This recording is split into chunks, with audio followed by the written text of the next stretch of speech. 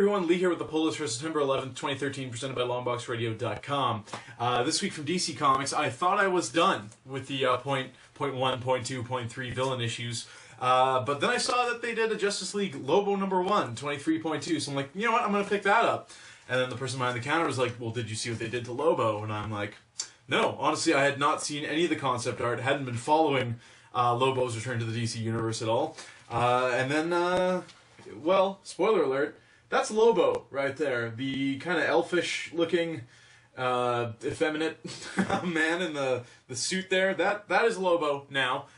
So not the gentleman on the cover, but in there. I can't say I've been a long-time fan of Lobo. I've enjoyed the concept of the character over the years. I enjoy him in Injustice for the PS3. The past, I don't know a lot about him. To my understanding, longtime fans maybe a little upset about that redesign, but there it is all the same, so I did pick up that issue. Apparently, a lot of these shiny covers, if you can get them, are going to be worth some money, or are worth money right now. They're in the you know. So, credit to DC. I mean, we make fun of them for their gimmicks. We kind of hounded them for their zero issues on Longbox Radio back when that happened last year. You know, the New 52 is a source of ire from a lot of the comic book community, but you know what? It's successful. There's moving comic books. They're getting people into it. What more can I say about that? So there's Lobo. Or Justice League 23.2. Moving over to Image Comics, we have Walking Dead #114.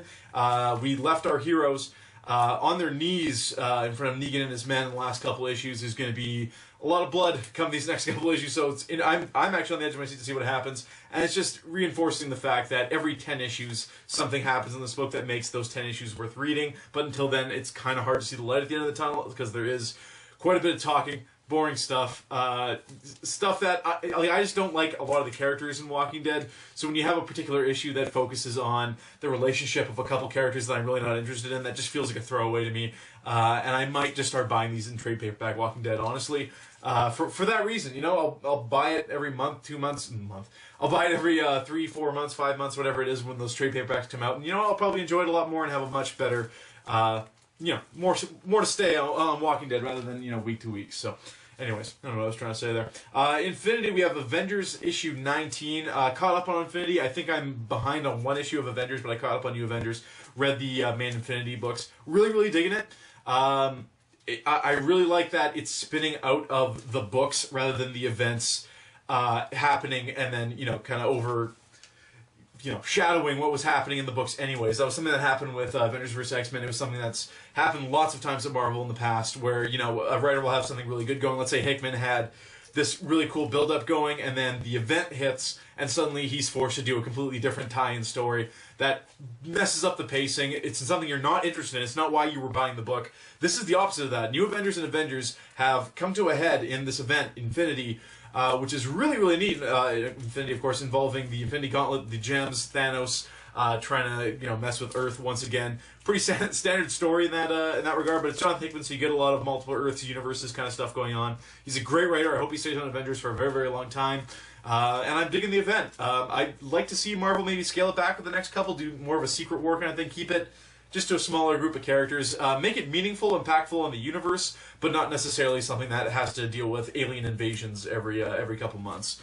Just my 2 cents on that. Avengers Arena #15. We're winding down on Avengers Arena. I am a couple issues behind on reading this from Dennis Hopeless, of course. So looking forward to getting into that. I don't have much else to say about it right now, sorry. And then we have Mighty Avengers #1. Luke Cage is getting a group back together. There's a Spider-Man involved. Good stuff. I'm at least going to pick up the first issue to check it out. I'm not hugely familiar with all the creative talent on it, but we'll check it out all the same and let you know what that's about. So we got Luke Cage, and we also have the young Power Man who was introduced in Shadowland. So we actually have 2 Luke Cages or Power Men running around now. So that's interesting. Whatever, I'll check it out. All the Avengers books have been really good since the Marvel Now relaunch, so no reason not to. There are some free digital codes. I meant to give one out in the middle of the show, so we'll do that right now. Avengers 19 is on the screen right now. If you want the Mighty Avengers #1 code, that's going to be at the end of the episode. That is it for comic books this week. Happy reading, and we'll see you again next week.